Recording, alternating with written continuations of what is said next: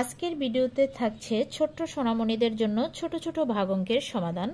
তবে সর্বপ্রথম আমার পরামর্শ হচ্ছে প্রথমেই বাচ্চাদের নামতা শেখাতে হবে। গুণ এবং ভাগ অঙ্ক শেখার ক্ষেত্রে কিন্তু নামতা অত্যন্ত প্রয়োজনীয়, তাই প্রথমেই নামতাগুলো 1 থেকে 10 পর্যন্ত মুখস্থ করে নেবে। এখন আমরা ভাগ অঙ্কগুলো সমাধান করব। 1 নম্বরে দেওয়া আছে 16/4। এক্ষেত্রে খেয়াল করি যেই সংখ্যাটাকে আমরা ভাগ করব সেই সংখ্যাটার নাম হচ্ছে ভাজ্য, আর যেই সংখ্যা দিয়ে আমরা ভাগ করব সেই সংখ্যাটার নাম থাকবে ভাজক। এখন 16কে 4 দিয়ে ভাগ করতে বলা হয়েছে। এই ভাগ অঙ্কটা পাশাপাশি দেওয়া আছে, এটা আমরা উপর নিচে সমাধান করব, তারপর এখানে আমরা রেজাল্টটা লিখব। অর্থাৎ 4 দিয়ে 16কে ভাগ করব।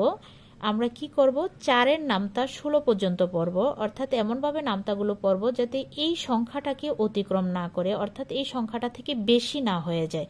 নামতা পড়ার ক্ষেত্রে আমাদের সেটা খেয়াল রাখতে হবে। তাহলে আমরা 4-এর নামতা পড়ি। 4 একে 4, 4 দুগুণে 8, 3 4-এ 12, 4 4-এ 16। যদি আমরা 4 বার পড়ি তাহলে কিন্তু 16 হচ্ছে। এখন আমাদের প্রশ্ন হচ্ছে এই যে রেজাল্ট 4 হলো, এটা আমরা কোথায় লিখবো? আমরা কি 1-এর উপরে লিখবো নাকি 6-এর উপরে লিখবো? অবশ্যই এটা আমরা 6-এর উপরে লিখব, কারণ আমরা কিন্তু 16কে ভাগ করছি, শুধু 1কে ভাগ করছি না, তাই আমাদের এই 6-এর উপরে রেজাল্টটা লিখতে হবে। তাহলে 4 4-এ 16। এখন 16-র নিচে আমরা 16 বসিয়ে দিব, তারপরে একটা শূন্য দিব, অর্থাৎ ভাগটা মিলে গেছে। তাহলে এই অঙ্কের রেজাল্ট কত হলো? 4 হলো। অর্থাৎ 4 দিয়ে যদি 16কে ভাগ করি রেজাল্ট 4। এখন আমরা এখানে রেজাল্টটা লিখে দিব। এবার দ্বিতীয় নম্বর অঙ্কটি সমাধান করব। 20কে 4 দিয়ে ভাগ করতে হবে। তাহলে আমরা এখানে একটু ভাগটা করে নিই। 4-এর নামটা আমরা 20 পর্যন্ত পড়ব, এমনভাবে পড়ব যাতে 20কে অতিক্রম না করে। কিছুতেই আমরা 20-এর বেশি যেতে পারবো না। তাহলে আমরা পড়ি 4 একে 4, 4 দুগুণে 8, 3 4-এ 12, 4 4-এ 16, 4 5-এ 20। অর্থাৎ যদি 5 বার পড়ি তাহলে 20 হচ্ছে। এখন এই 5 আমরা কোথায় লিখব? অবশ্যই 0-এর উপরে লিখব, আমরা 2-এর উপরেই লিখব না। তাহলে 4 5-এ কত হয়? 20। এই 20-এর নিচে 20 লিখব, তারপর একটি শূন্য দিয়ে দেব। অর্থাৎ 4 দিয়ে যদি 20কে ভাগ করি তাহলে রেজাল্ট হচ্ছে 5। এখন আমরা এই 5 এখানে লিখে দেব। এবার 32কে 8 দিয়ে ভাগ করতে বলা হয়েছে। তাহলে 8 দিয়ে আমরা 32কে ভাগ করি। আমাদের কি করতে হবে? 8-এর নামটা 32 পর্যন্ত পড়তে হবে। তাহলে আমরা 8-এর নামটা পড়ি। 8 একে 8, 8 দুগুণে 16, 3 8-এ 24, 4 8-এ 32। যদি 4 বার পড়ি তাহলে কিন্তু 32 হচ্ছে। এখন এই 4 আমরা 2-এর উপরে লিখব।